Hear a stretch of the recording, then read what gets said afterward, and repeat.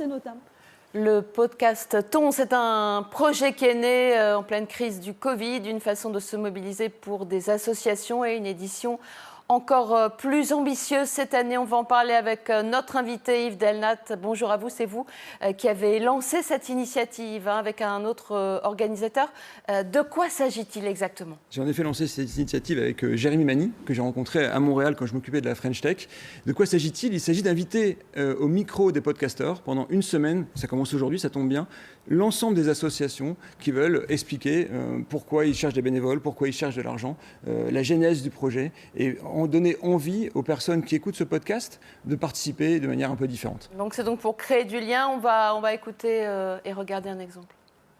Je voulais vraiment lancer un appel et suggérer à tous les podcasteurs et toutes les podcasteuses de sélectionner une association qu'ils auront envie de mettre en avant en interviewant l'un de ses responsables, et également toutes les associations, j'espère, je vous souhaite d'être sélectionnés. C'est un rendez-vous incontournable pour une mise en avant des associations et des podcasts également. Tout le monde s'y retrouve, tout le monde est content, donc vive le podcastant.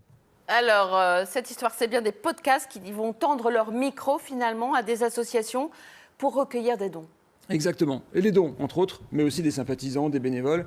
Et cette opération est née au départ d'un réseau social qu'on avait développé avec Jérémy Mani, mon co-associé, sur l'altruisme dans le monde. Par mimétisme social, on faisait des belles choses altruistes. Et en fait, on a eu envie de créer un mouvement. Et on s'est dit, tiens, on écoute des podcasts, un peu comme le Téléthon et le The Event. Là, ce n'est pas des gamers qui viennent en parler, mais c'est des podcasts qui parlent et qui susurrent à votre oreille, en fait, ce que font véritablement les associations, parce qu'on ne sait jamais à qui donner, que ce soit la grosse association ou celle du coin. Donc, grâce à ce mouvement qui commence aujourd'hui, 1701 depuis ce matin, podcasteurs participent avec autant d'associations et des millions d'heures d'écoute. Et donnez-nous quelques exemples d'associations dans la région. Des associations dans la région, on retrouve Cravate Solidaire, Le Souffle du Nord, on retrouve des podcasteurs de la tech, La Boussole avec Claire Laplace, on retrouve des podcasteurs, je pourrais tous les citer, mais il ne faut pas trop les privilégier, mais il y en a une vingtaine dans le Nord, des podcasts assez connus qui se démarquent grâce à notre parrain, qui est Mathieu Stéphanie cette année, Génération Do It Yourself, qui est un peu notre porte-parole, mais c'est surtout une édition mondiale.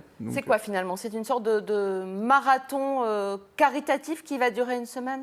Un marathon caritatif qui va durer une semaine, voire beaucoup plus, parce qu'un podcast, on ne l'écoute pas que pendant la semaine. Il faudra aller sur le site du podcaston.org pour voir un peu cette plateforme qu'on a développée, où on retrouve les plus populaires et les derniers épisodes qui viennent de sortir. Mais c'est aussi la possibilité d'écouter tout au long de l'année pour se rappeler à quel point les associations sont altruistes et donnent du temps. Donc à nous de donner du temps, de l'argent ou d'autres choses, ou simplement une écoute attentive. C'est ça, puisqu'on propose aussi aux auditeurs de verser bien sûr une certaine somme.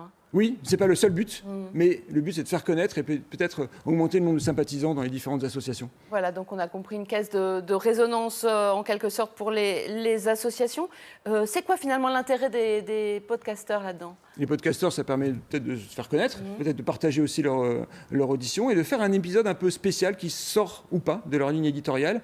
Et du coup, on touche une corde sensible de ces podcasteurs qui vont parler d'un sujet qui leur tient à cœur, que ce soit sur le cancer, sur l'intégration ou sur n'importe quel sujet. Merci beaucoup d'avoir répondu à nos questions. Bonne chance à cette initiative. Allez, on parle de sport maintenant et c'est un